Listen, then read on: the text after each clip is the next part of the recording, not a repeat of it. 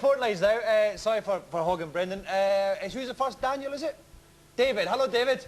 Hello. Hi, what's your question for Brendan? The question for Brendan is, Naz, I've been following his career all the way throughout his life, and it's absolutely brilliant, and utmost respect for you, being an amateur boxer myself, but how can he say that he can keep his power when he moves up a weight? In what? How can Naz say he will keep his power when he moves up a weight? Let me say this honestly, and I say this with all the sincerity as I'm sat here. He could go up from 9 stone and beat 12 stoners. The only one that's going to lick Naseem Hamed if he gets bored with it. You know, if he gets fed up with it, coming in and training. He's done it for 17 years. And I say this to people, and people come with all sorts of questions about him. I says, what would you be doing at 23 with 3 or 4 Porsches or whatever, a big house and plenty of money? I said, you're getting up, coming in the gym every day and slogging out for 2 hours and running every day. He says to me, what would you do? I says, I'd pack in. I says, be at university getting knowledge and wisdom. I said, I don't think I'd be fighting. He says, well, I want to be a legend. So I said, if you want to be a legend, Naz, well, that's fair enough. But it's the temptation of life now, where he is. But he hits so hard, and he's so accurate, and very, very difficult to hit. Look at the opponent last week. That is probably one of the best opponents he'd ever fought. If that fella had hit him, he'd have took his head off. But he was missing him by fractions. It was brilliant watching him. I stood there in the corner and had a couple of arguments in the corner with him. But that's generally what happens. No, honestly, he can go right up through the weights to 12 stone. Fantastic, as long as he doesn't get bored with it. All right, thank you very much for your call, Daniel. Actually, I want to ask you at this point, which other trainers do you respect? I mean, I looked at Lennox Lewis's fight the other week, and I thought, Manny Stewart has done some hell of a job on him to be able to turn him around into what is a different fighter than I'd seen him for ages. Who else do you respect as trainers? Well, look at what Stewart done with the Cronks. I mean, look at the kids he turned out. You know, Haynes, right through the whole lot. You know, Angelo Dundee, Eddie Futch, going back. We're all going to get old. But you look at the fellas, you know, and you think to yourself, you know, become the life. And they put the time in. You must put the time. You must live, excuse me, you must live with them.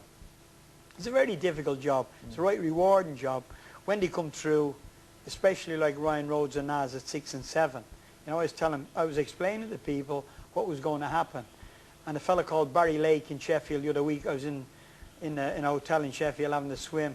He says, remember you going around all the pit villages? Remember you had Naz at the Cutler's Hall in Sheffield, his first fight? He says, and he got the best boxer. He says, but if I remember correct, Brendan, you gave it to him. Well, I says, he was the best. I says, that night he was brilliant. It was his first fight. And he says, yeah, where's the time gone? He says, and everything you said about him. I've got a kid now, Daniel Teasdale. I've got another kid called Khalid Shafiq.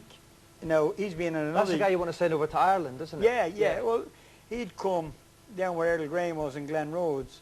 But, you know, he was with them for about 2 or 3 years. He's moved to me. But in the last few months, I keep improving all the time. And giving an example, when Frank Warren made a match with Silky Jones and Ryan Rhodes, Frank Warren rang me up and he says, I can make Silky Jones and Ryan Rhodes. He says, what do you reckon? I says, well, I had Silky Jones from he was 14 to when he was 26. He went with Barry Hearn. I says, make it, he'll knock him out.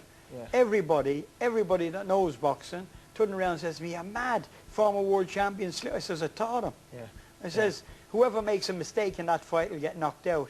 I says, my man's not going to make a mistake. I says to Ryan Rhodes, you got Silky Jones. He says, when? He didn't say how much money. He said, when? I said, such and such a day. Is it in Sheffield? He says, yeah. He says, marvellous. Best is history. And I'll never forget, every time, no woman, no man, I think of that, bang, him hitting him on the chin.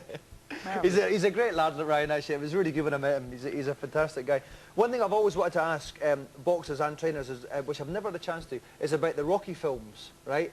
How do you rate Burgess Meredith as a trainer, Rocky's trainer? Listen, I loved the fella. You know, it was brilliant. I enjoyed the films. You know, I wanted to do with boxing. Because people, you know, as I said, the hardest thing about boxing is, you know, getting in there and the bell goes and you're on your own and you're trying to help them. When you get in there, you've heard the saying before, it's the loneliest place in the world. But coming up to the fight, like the last 6 weeks, being Dominic, Ryan Rhodes being living at his house. Dominic's been training him and feeding him and looking after him.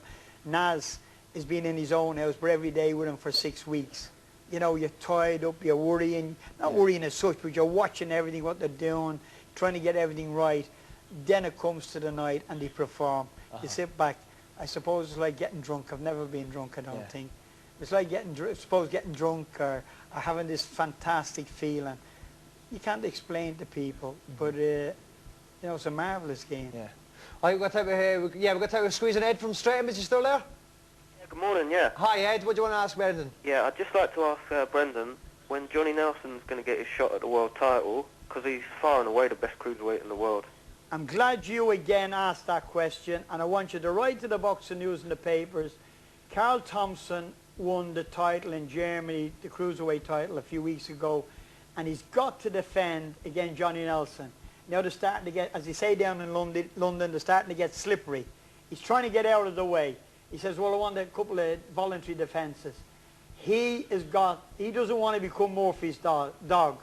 This is Carl Thompson. Murphy's dog is he's on the lead. Yeah, I'll fight him. Yeah. Then you take the lead off. And he's got to fight Johnny Nelson. He's looking around for a bit of support. He's got to fight Johnny Nelson. Johnny Nelson is my claim to fame. Forget about Herol Graham. Forget about Naseem Hamed and Ryan Rhodes. Johnny Nelson was the worst amateur that ever come out of my gym. The most loyal fella I've ever had in the gym, and he stuck through me thick and thin. He's had a couple of upsets in his career, but he's the best achiever in my gym, and he's come through. He will finish up world champion, please God, and you get onto the papers and the Boxing News and the Boxing Monthly, because Johnny Nelson's going to do it. Ryan Rhodes now, Johnny Nelson, Pelly Reid, John Taxton. I want to turn out world champions from flyweight to heavyweight. I've got Frank Warren there. I've got the television with Frank Warren. I've got Ernie Fozzie, the best matchmaker in the world. You know what I mean? Everything's going great, and I've never been as happy, and I've got a few bob.